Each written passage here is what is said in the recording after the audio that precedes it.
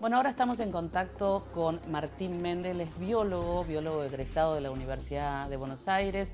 Reside en Estados Unidos, específicamente en Nueva York, desde hace más de 15 años, si los datos que tomé no son errados. Él está vía Skype, por supuesto, por la distancia, pero además vía Skype porque todos hoy trabajamos con esta modalidad, ¿no?, de quedarnos en casa. ¿Cómo estás, Martín? Gracias por estar acá en Ambiente y Medio en este primer programa. Hola, ¿qué tal? Muchas gracias por el contacto. Antes de empezar con tu tema específico, me gustaría que nos cuentes cómo se está viviendo esta pandemia en Nueva York, ¿no es cierto? Donde sabemos, según los datos que yo tengo registrados, que hay en el estado de Nueva York alrededor de 260.000 contagiados, si ese dato no es erróneo, y ya hay más de 15.000 muertos en la ciudad, eso 19.000 en el estado de Nueva York. ¿Cómo se vive en una ciudad que tiene este nivel de riesgo tan grande? ¿Y cómo pensás vos que estamos trabajando acá desde el gobierno en Argentina? Sí, como decís, Nueva York es el epicentro global ahora en términos de un centro urbano de la pandemia, y entonces es complicado, está todo el mundo trabajando desde casa. Los niveles que comentás vos son ciertos, es posible que estén cambiando en este momento porque es información muy dinámica. Por suerte y por las estrategias que están tomando, se logró aplanar un poco la curva acá y parecería que se está desacelerando el incremento de enfermos y se está desacelerando la cantidad de gente que va al hospital y la cantidad de intubaciones y demás. Con lo cual parecería que se está estabilizando.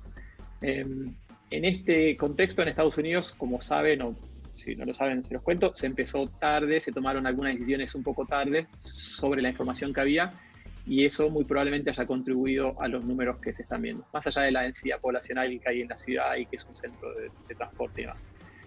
En ese contexto me parece que en Argentina se tomaron algunas decisiones temprano, lo más temprano posible.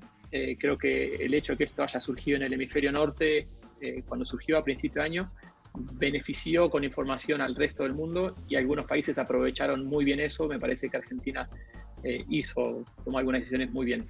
Sin duda se van a enfrentar a algo que está recién comenzando, va a coincidir con la temporada de gripe y de las enfermedades y los virus que dan vueltas en invierno, entonces eso va a ser complicado. Pero creo que por el tiempo que se dio, se tomaron las decisiones que se pudieron tomar temprano. Bueno, sí, todos acá lo estamos agradeciendo de alguna manera y estamos tratando de quedarnos en casa, y no porque son muchos días y uno ya tiene ganas de salir, pero bueno, hay que quedarse en casa. Ahora te voy a invitar a que veas con nosotros un informe que preparamos con respecto a la pandemia y con respecto a todo el tema que tiene que ver con el salto del virus, digamos la famosa zoonosis, ¿no? Que los datos dicen que casi el 75% de las enfermedades en hombres están relacionadas con la zoonosis. Pero antes de hacerte alguna pregunta, te invito a que veas con nosotros el informe y enseguida continuamos. Entre tanta información cruzada y tanto encierro, la gente finalmente comienza a hacerse cada vez más preguntas. Una de ellas es: ¿qué relación tienen las crisis sanitarias con los animales? Hagamos memoria. La vaca loca, la gripe aviar, la gripe porcina y ahora el coronavirus, que llegó con todo ese arsenal de acusaciones contra el murciélago o el pangolín. ¿Será que estamos condenados a ser, cada tantos años, víctimas de algún bicho impredecible? ¿Será que la única salida que tendremos de ahora en adelante es la de esperar aterrados el próximo virus, para recién entonces ponernos a invertir millones a lo loco y rezar por una vacuna?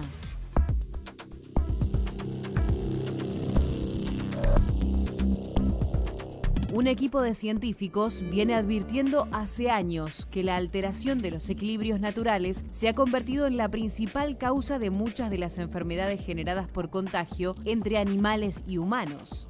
Pero, oh sorpresa, no le apuntan a los bichitos, le apuntan a las personas. Estos investigadores dicen que para frenar futuras pandemias, la humanidad va a tener que eliminar definitivamente el tráfico de especies y la destrucción de bosques. Y aconsejan también observar y regular de manera responsable la producción agropecuaria intensiva para que deje de ser una actividad riesgosa para la salud. Lo que dicen, en definitiva, es que preservar la biodiversidad es la única vacuna que existe contra una posible pandemia. Lo que dicen, en otras palabras, ya lo decían nuestros abuelos, la culpa no es del chancho.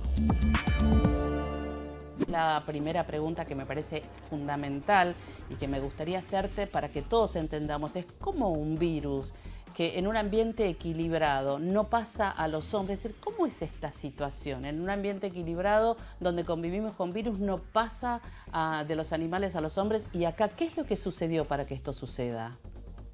Ok, lo que ocurre es que estos virus conviven con sus especies hospedadoras en ambientes naturales, en una situación no de hacinamiento, sino de equilibrio temporal entre varias especies y un ambiente que está intacto y que funciona como tal, ecológicamente.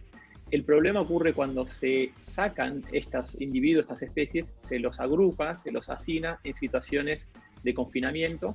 Entonces los virus tienen oportunidad de circular entre especies que antes no circulaban y en algún momento tienen la oportunidad de saltar estas especies a los seres humanos. Esta situación de hacinamiento de animales de distintas especies en un espacio pequeño y de contacto entre estas especies con los humanos no se da en condiciones naturales. Estos patógenos conviven en ambientes naturales, en selvas, en bosques, en estepas y demás.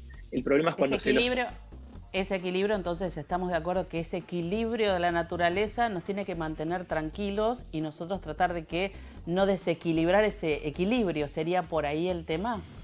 Exacto. Si uno tomase la decisión de no seguir modificando hábitats naturales, no seguir destruyéndolos y preservar estos ambientes funcionales como lo son, la probabilidad de que existan este tipo de pandemias en el futuro se reduce muchísimo.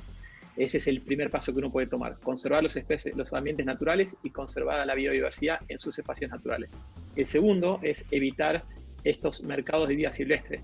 Y acá nos referimos a los mercados de especies exóticas y vida silvestre, no los mercados. Lo que llamamos mercados húmedos, ¿no es cierto? Porque eso es una terminología que acá en nuestro país eso no lo conocemos así. ¿Qué significaría estos mercados húmedos? Exacto, estos mercados húmedos son mercados en donde tenemos especies de vida silvestre que normalmente están en ambientes naturales y de repente aparecen en situaciones de contactos en ambientes urbanos o periurbanos. No nos referimos a una pescadería, no nos referimos a ese tipo de cuestiones. Entonces, sí, estos mercados húmedos representan la oportunidad para el salto de patógenos desde especies silvestres a seres humanos. Y es así, a través de estos mercados húmedos, cómo se produjeron las últimas pandemias. Está claro entonces que el origen de esta última, del SARS-CoV-19, el SARS-CoV-2 en realidad, es en el mercado húmedo de Wuhan. ¿Eso ustedes lo tienen así de claro? ¿Es así?